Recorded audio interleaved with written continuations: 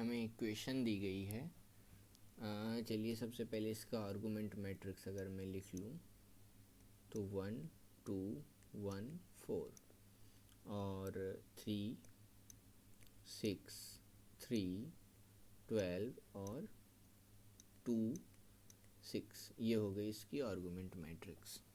अब मैं अगर इसकी रैंक निकालूं तो ये वाला इसमें से सब्सट्रैक्ट कर दूंगा 3 से मल्टीप्लाई करने के लिए, यानी गॉस जॉर्डन एलिमिनेशन यूज कर रहा हूँ। 1 2 1 4 2, ये आ गया 0 0 0 0 0। बेसिकली सेकेंड इक्वेशन पहले का ही मल्टीप्लिकेशन है।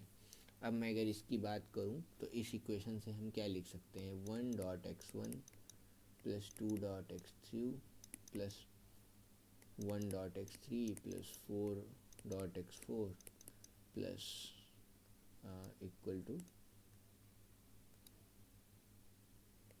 टू 2। ठीक है। अब इसमें x1 x2 x3 x4 की डिफरेंट कॉम्बिनेशन ले सकते हैं जिस पे हमको 2 मिल जाए। तो यानी इसमें मल्टीपल सॉल्यूशन एग्जिस्ट करेंगे।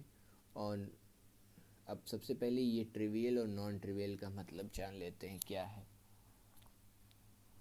हमने सिंपल सर्च किया कि ट्रिवियल सॉल्यूशन क्या है और नॉन ट्रिवियल सॉल्यूशन क्या है, तो बहुत सारे आंसर्स आ रहे हैं।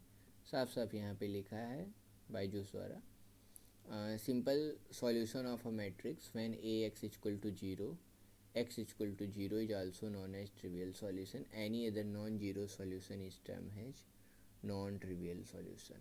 ठीक है। अब यहाँ पर x equal to x1 x2 x3 x4 0 ये तो एग्जिस्ट ही नहीं करेगा। ठीक है। नो सॉल्यूशन की बात ही नहीं कर सकते हम। यूनिक सॉल्यूशन हो ये ज़रूरी नहीं है। अब अगर हम देखें x1 x3 की वैल्यू ही आपस में इंटरचेंज कर सकते हैं तो ये भी नहीं होगा, तो यानी मल्टीपल सॉल्यूशन एग्जिस्ट वाला आंसर होगा। और नॉन ट्रिवियल मतलब नॉन जीरो, यानी ट्रिवियल कब होता है, जब x1 x2 x3 x4 zero होते, तो यहाँ उसका कोई मतलब नहीं है।